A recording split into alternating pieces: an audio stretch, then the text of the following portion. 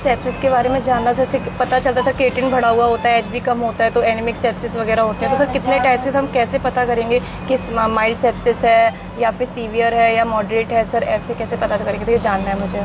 Sepsis को कैसे पता करेंगे, माइल्ड है सीवियर है? सेप्सिस क्या होता है?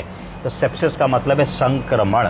जब एक व्यक्ति हमारे पास आता है और हम देखते हैं कि उसका प्रेजेंटेशन हाई ग्रेड फीवर करके है, वो बताता है कि साहब 5, 7, 8 दिन से तबीयत खराब है, बुखार से शुरू हुआ था और हमने लोकल दवा ली, पैरासीटामॉल की गोली खाई, ओवर द काउंटर एंटीबायोटिक खरीद के खाई, कोई फ़ायदा नहीं हुआ, हमको भर्ती होना पड़ रहा है, भूख प्यास कम हो गई है, कमजोरी आ गई है, उठने बैठने चलने में दिक्कत है, शरीर में सूजन है, हाथों पैरों में वीकनेस है, बुखार छोड़ नहीं रहा है। जब ऐसी बात आएगी तब इसको तुम सेप्सिस मान सकती हो। सेप्सिस का मतलब है संक्रमण। संक्रमण का मतलब है मल्टीपल ऑर्गन इन्वॉल्वमेंट। जब बहुत सारी ऑर्गन इन्फेक्शन से इन्वॉल्व हो जाएंगी तब उसको सेप्सिस कह दोगे, सेप्टिसीमिया कह दोगे। अगर तुम्हें खांसी आ रही है, खांसी, तो क्या कहोगी? Chest infection. अगर खरखरा रहा है गला तो क्या कहोगी? Upper respiratory tract infection. अगर अंदर से गंदा बलगम आ रहा है तो क्या कहोगी? Lower respiratory tract infection. अगर बहुत सांस फूल रही है, पैच आ रहा है लंग में, तो कहोगी निमोनिया, बाइलेटरल निमोनिया। अगर लंग में पानी आ गया तो कह दोगी प्लूरल एफ्यूजन।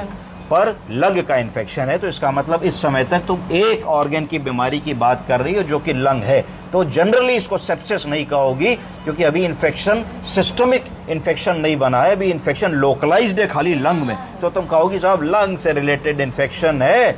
अगर टीबी है लंग की तो टीबी है, निमोनिया है तो निमोनिया हो रहा है, प्लूरल एफ्यूजन हो रहा है तो प्लूरल एफ्यूजन हो रहा है, पर है लंग का ही। सेप्टिसीमिया, संक्रमण।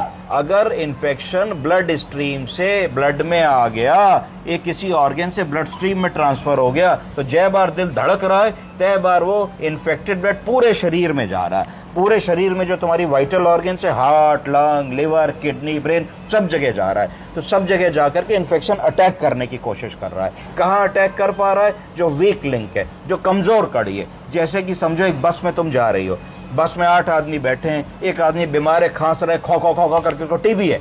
8 को टीबी थोड़ी ना होगा, किसी को नहीं होगा। पर अगर कोई कमजोर बूढ़ा आदमी बैठा है, कोई छोटा बच्चा बैठा है जिसकी इम्यूनिटी बड़ी वीक है, बड़ा इम्यूनो कंप्रोमाइज्ड है, मेटाबॉलिकली बहुत वीक है, अनकंट्रोल्ड शुगर है, उसको हो जाएगा। इसी तरीके से शरीर में जब संक्रमण होता है तो हमारी बॉडी की एंटीबॉडी खुद है उसको मार गिराती है। पर कई बार ऐसा होता है कि नहीं मार गिरा पाती है और वो अपना घर ढूंढ लेती है, तो उस घर में उसको खाना मिलने लगता है संक्रमण को, फिर वो मल्टीप्लाई करती है। फिर जब वो मल्टीप्लाई करती है तो वो फिर मल्टीपल ऑर्गन